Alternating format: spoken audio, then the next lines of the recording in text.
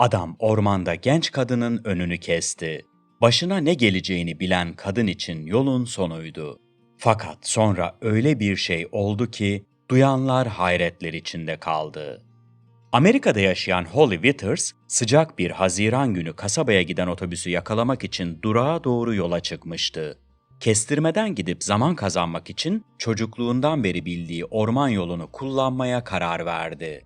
Ancak verdiği bu karardan pişman olacağını o an